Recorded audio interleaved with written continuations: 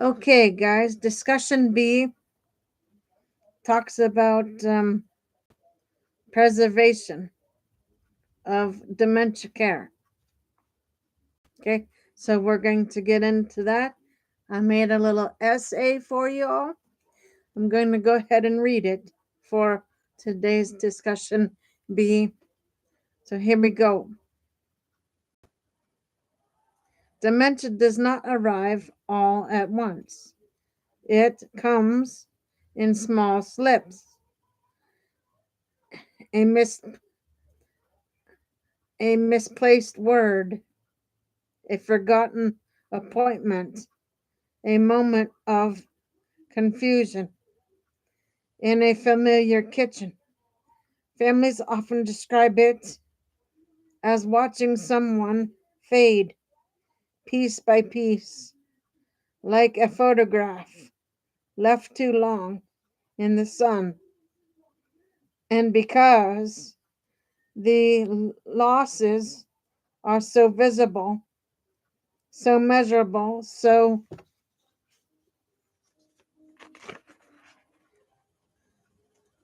chart ready, our care system, our care, our care systems have learned to focus on what is disappearing.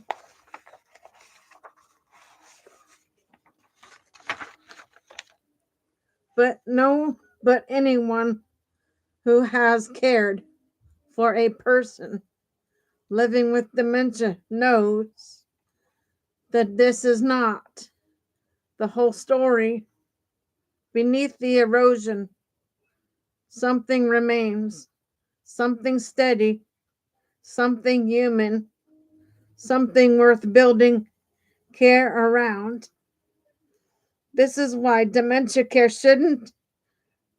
This is why dementia care should begin with what is preserved, not what has been lost.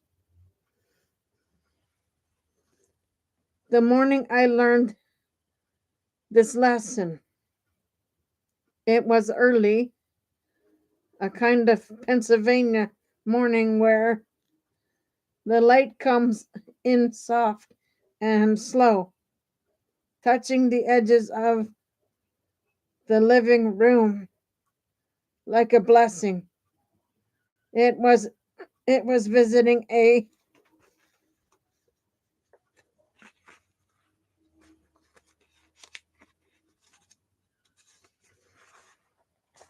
woman in the later stages of Alzheimer's.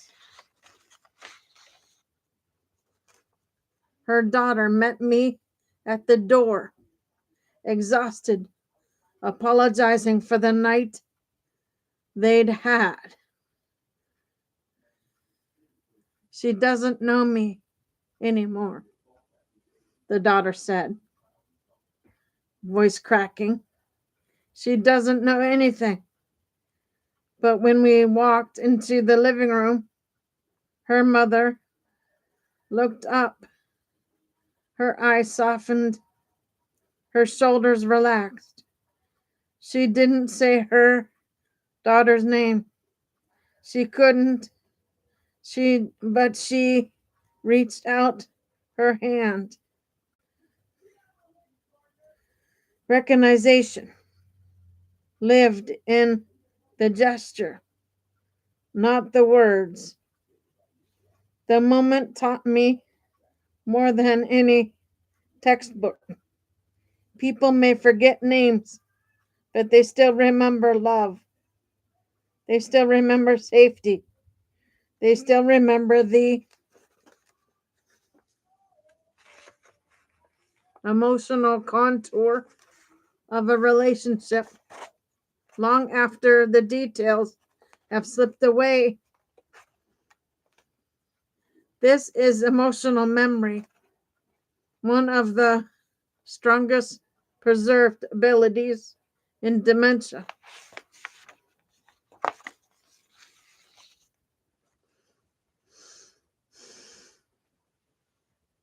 and is clinically powerful. The body remembers even when the mind cannot. Later that same visit, the daughter handed her mother a warm washcloth. Without prompting, without hesitation, her mother folded it neatly into thirds. Then she folded another and another.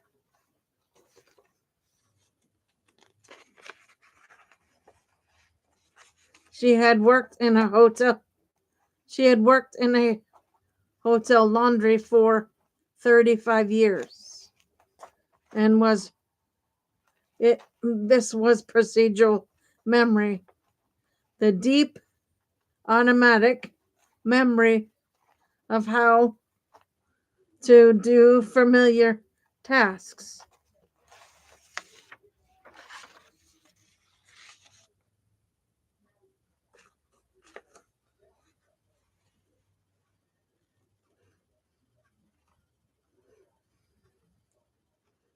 It is one of the last abilities to fade and one of the most underused in care. When caregivers learn to anchor the day in these preserved habits, folding towels, sorting buttons, humming hymns, behavior stabilizers, anxiety drops. The person feels competent again.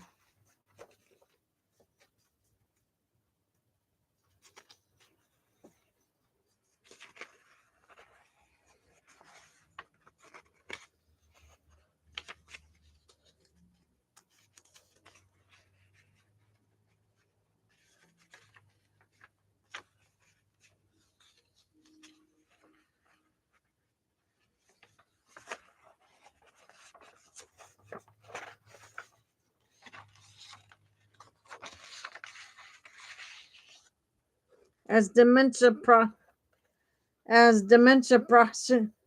progresses, the cognitive world becomes harder to navigate, but the sensory world, warmth, soft textures, familiar scents,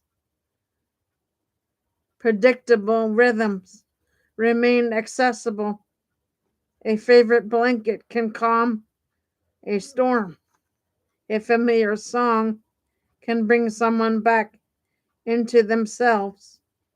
A predictable morning routine can prevent an entire day's worth of agitation. This is sensory comfort, and and it is not trivial. It is neurobiologically aligned care. What remains is enough to build a life around. When care begins with preserved abilities, something shifts. The home becomes less chaotic. The caregiver becomes less afraid. The person living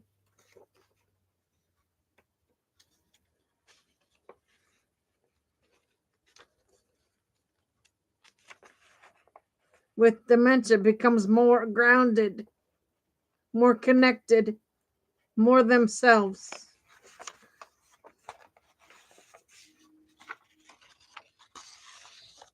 A preservation first approach does not deny the losses.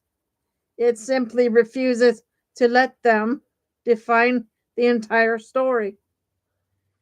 It stays, it says, the person's still here. The person is still here. The relationship is still real. The nervous system still has strengths. The day can still have shape and meaning. This is not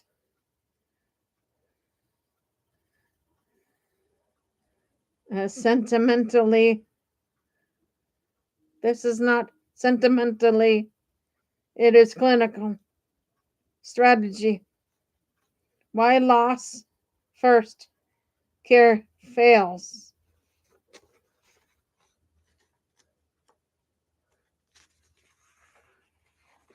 Loss first care is the default. In most systems, it leads to crisis driven interventions, overuse of antipsychotics, caregiver burnout, unnecessary hospitalizations, erosion of identity. When we start with defects, we shrink the person, we also shrink the possibilities for care. A preservation first model is the future of dementia care. Imagine every clinical assessment in Pennsylvania began with strengths inventory. Imagine if every care plan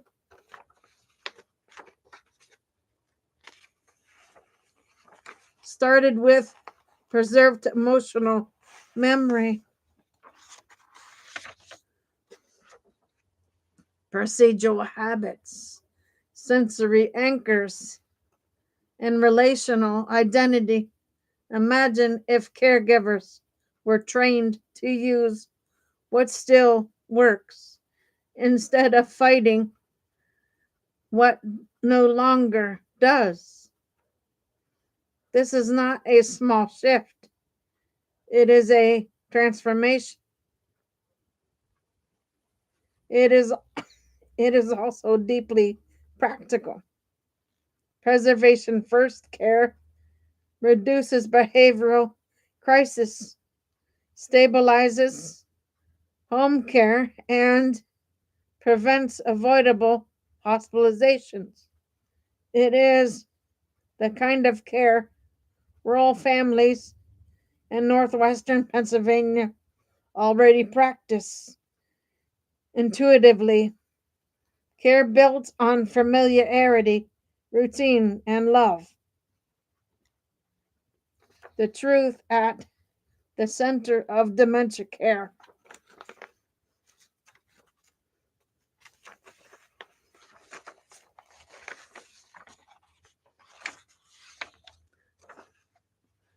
Dementia takes many things, but it does not take everything.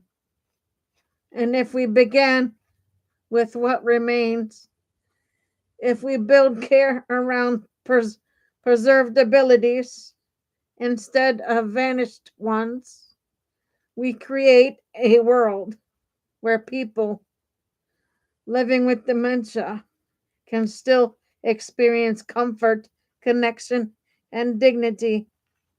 We create a world where caregivers feel capable instead of defeated. We create a world where the story of dementia is not only about loss,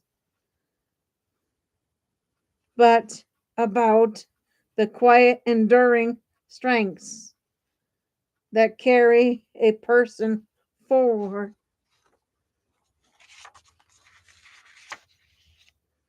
Okay, guys, I'll be back on with C as soon as I figure out what that is. I'll let you guys know. Okay, so for now, Gator Wellness, take care, folks.